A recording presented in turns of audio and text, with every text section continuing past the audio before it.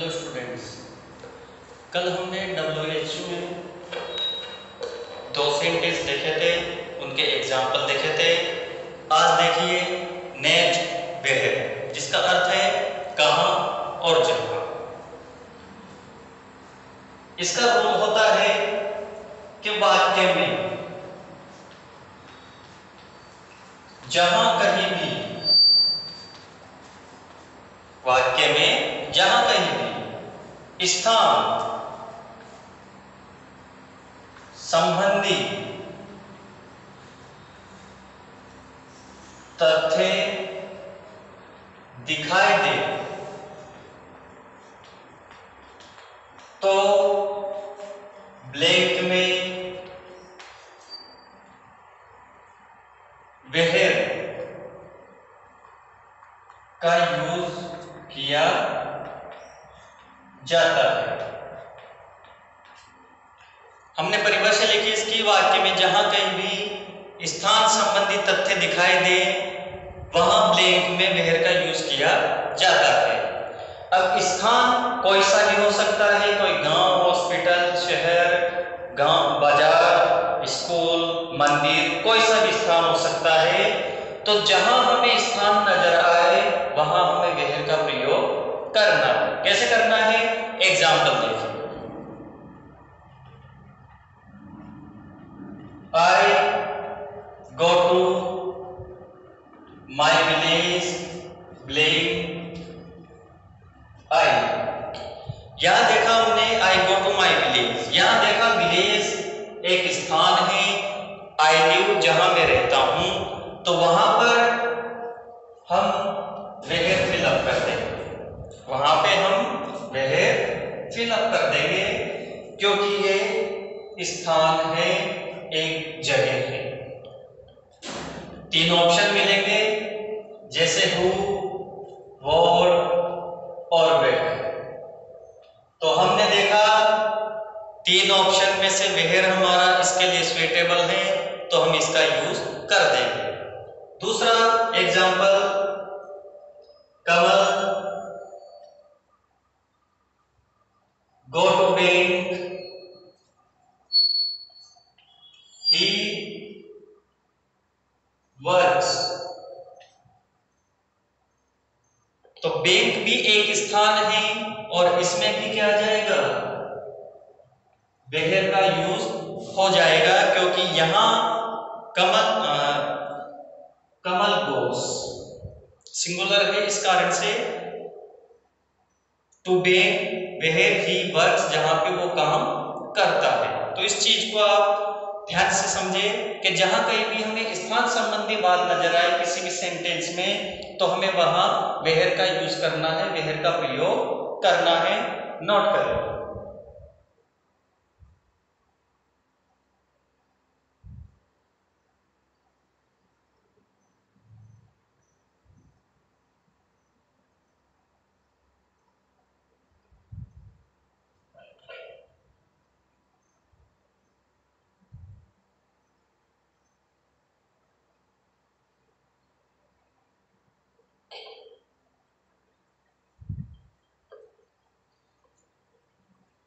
आगे देखिए,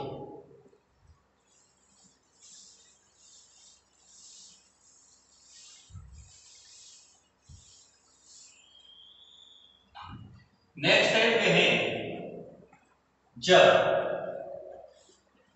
यानी कि इसका प्रयोग तब करते हैं जब वाक्य में कहीं भी समय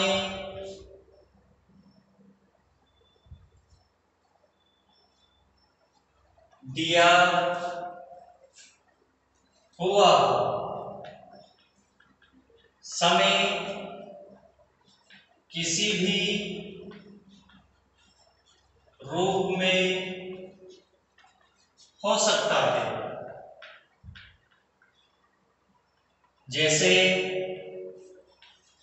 दिन, साल, महीना या कोई पल आदि। वेन का प्रयोग हम तब करते हैं जब वाक्य में समय संबंधी कोई बात हो। अब समय किसी भी अर्थ में हो सकता है, चाहे वो कोई पल हो सकता है, कोई इवेंट हो सकती है, कोई महीना, कोई साल या कोई घड़ी का समय भी हो सकता है, तो वहां हम वेन का प्रयोग करते हैं। ध्यान रखना है समय। जैसे I go for prayer, sun comes. देखिए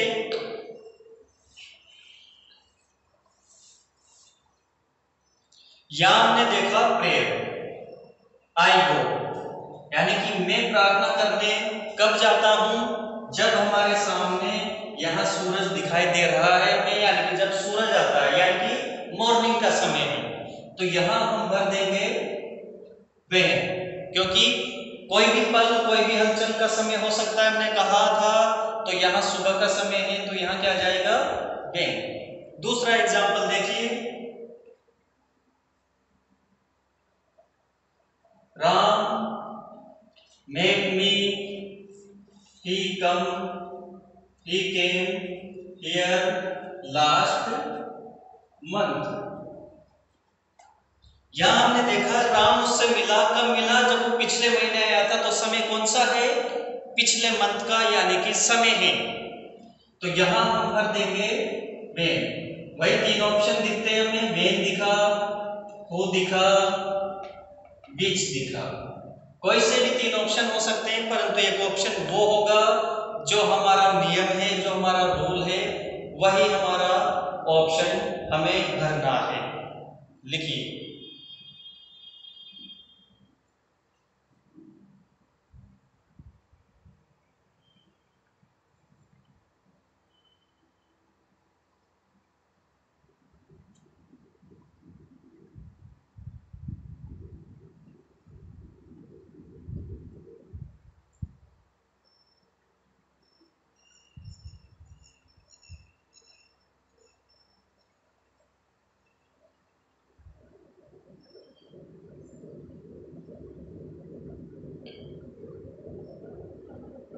ठीक है।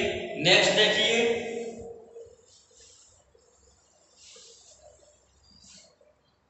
whose, जिसको।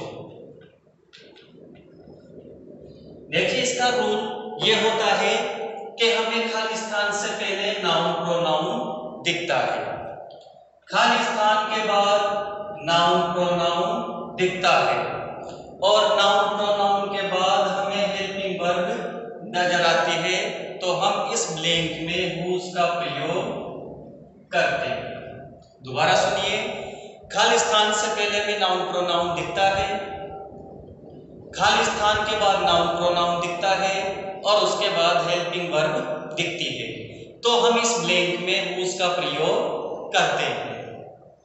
देखिए कैसे।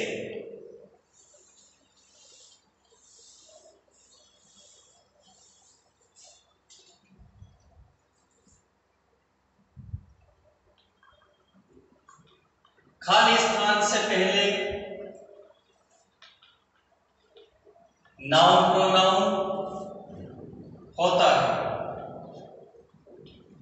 खाली स्थान के बाद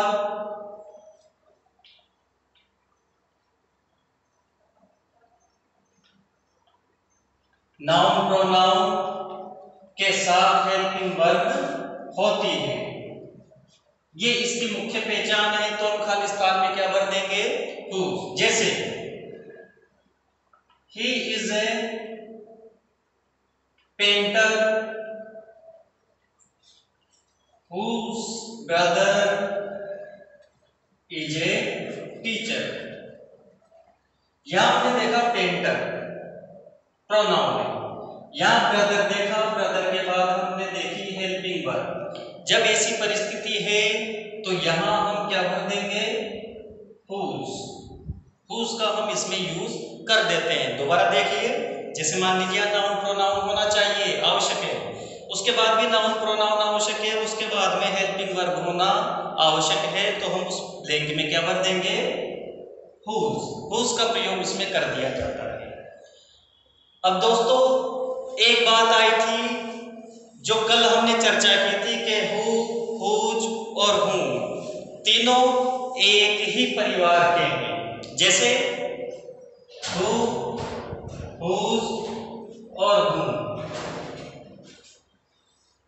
इन तीनों का प्रयोग व्यक्तियों के लिए होता है, वस्तुओं के लिए